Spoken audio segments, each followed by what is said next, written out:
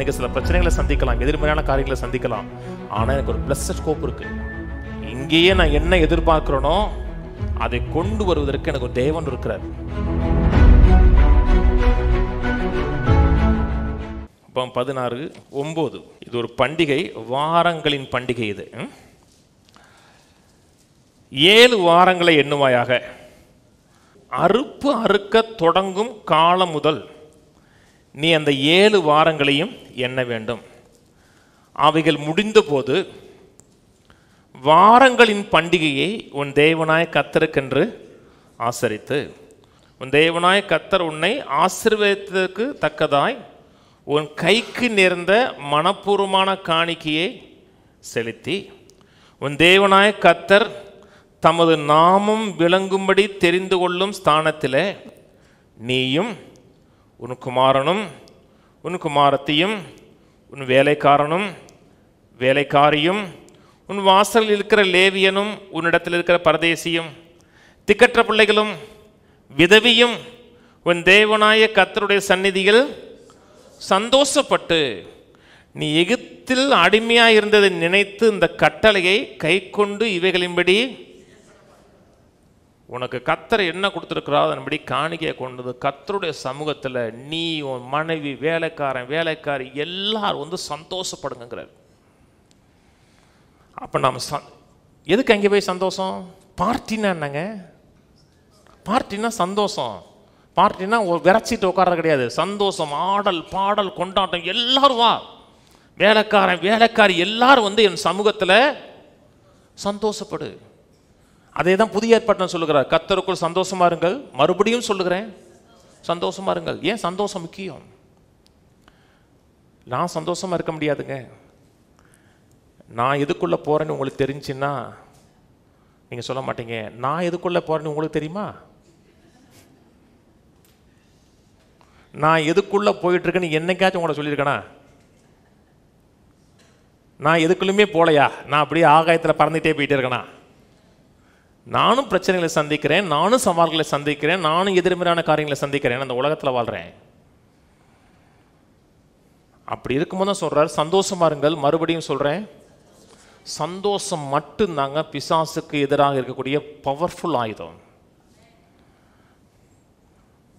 நம்ம சந்தோஷமா இருக்கோம், மனமகிழ்ச்சியா இருக்கோம்னா உங்கள்கிட்ட டீல் பண்ணுகிறது அவனுக்கு, உங்களை டீல் பண்றதே அவனுக்கு கஷ்டங்க. 1000 எண்ணங்கள் எதிர்மறையான எண்ணங்கள் வந்தா கூட, சிந்தைகள் வந்தா கூட, அந்த எண்ணங்களை எடுக்காமல் கர்த்தர் சொன்ன எண்ணத்தை மட்டும், வாக்குத்தத்தத்தை மட்டும் எடுத்து சிந்திச்சோம்னா சந்தோஷம் இருக்கும். எதுக்கு ஒரு எண்ணம் வருது? எண்ணத்தை சிந்திச்சோன்னா உணர்வா மாறும். எண்ணங்கள் எண்ணங்களாவே வந்துட்டு போமா? எண்ணங்கள் என்னவா மாறும்?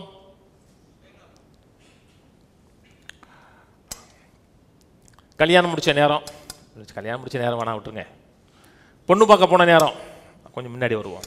இந்த கல்யாணம் முடிச்ச நேரம் இது வேடாங்கன்றுவாங்க. கொஞ்சம் பொண்ணு பார்க்க போன நேரம், பொண்ணு ரொம்ப அசத்தலாக இருக்குது. வீட்டில் உட்காந்துட்டு அந்த பொண்ணை நினச்சி சிரிக்க மாட்டீங்க? அசத்தலாக இருந்தால் சிரிப்போம். ஏன்? என்ன வந்துச்சு? என்னவா மாறுது? ஃபீலிங்காக மாறும், உணர்வாக மாறும். சில நேரத்தில் என்னைக்கு தனியாக உட்காந்து நீங்கள் ஒரு நாள் கூட சிரிச்சது இல்லையா? என்னன்னு கேட்டால் சொல்ல மாட்டோம். என்ன சொல்ல முடியாதத.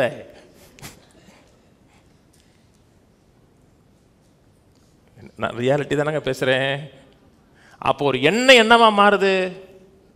ஃபீலிங்காக மாறுது. காலையில் நல்லா ஆரம்பிச்சிருப்போம், சக்ஸஸாக சமாதானம் ஆரம்பிச்சிருப்போம். ஏதோ ஒரு எண்ணம் வந்து நம்ம அப்படியே கீழே உறிஞ்சோம்.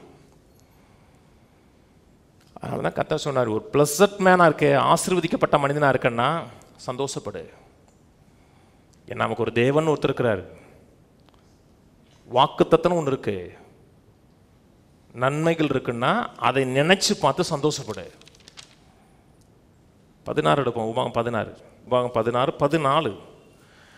உன் பண்டிகை நீயும் உன் குமாரனும் உன் குமாரத்தியும் உன் வேலைக்காரனும் உன் வேலைக்காரியும் உன் வாசல் இருக்கிற லேவியனும் பரதேசியும் திக்கற்ற பிள்ளைகளும் விதவியும் சந்தோஷப்படுகிறவர்கள். சொல்றாரு, திக்கற்ற பிள்ளைன்னா அப்பா அம்மா இல்லாத பிள்ளை, விதவிகள் சந்தோஷப்படுங்கிறார். ஏன் சந்தோஷப்படுன்னா, சந்தோஷம் ஒன்று தான் நான் விசுவாசத்தில் இருக்கிறேன் என்பதற்கு ரிசல்ட்டு. நான் சந்தோஷத்தை தெரிந்து கொள்ளுகிறேன் என்றால் நான் விசுவாசிக்க முடியாது தெரிந்து கொள்ளுகிறேன் அர்த்தம். எதை விசுவாசிக்கிறேன்? தேவனை தெரிந்து கொள்ளுகிறேன். நம்பிக்கை தேவன் மேலே இருக்குது, தேவனோட வார்த்தையின் மேலே இருக்குது. எனக்கு அனுபவிப்பதற்கு சகலவித நன்மைகளையும் சம்பூர்ணமாக கொடுக்குற தேவன் ஒரு இருக்கிறார். இன்றைக்கி சில பிரச்சனைகளை சந்திக்கலாம், எதிர்மறையான காரியங்களை சந்திக்கலாம், ஆனால் எனக்கு ஒரு பிளஸட் ஸ்கோப் இருக்குது. பிளஸட் ஸ்கோப்புன்னா நித்தியம் போவல்ல, இங்கேயே நான் என்ன எதிர்பார்க்கிறேனோ அதை கொண்டு வருவதற்கு எனக்கு ஒரு தேவன் இருக்கிறார். அப்படி இருந்தீங்கன்னா அவன் சந்தோஷப்பட முடியும், சூஸ் பண்ணுறான், தெரிந்து கொள்றான்.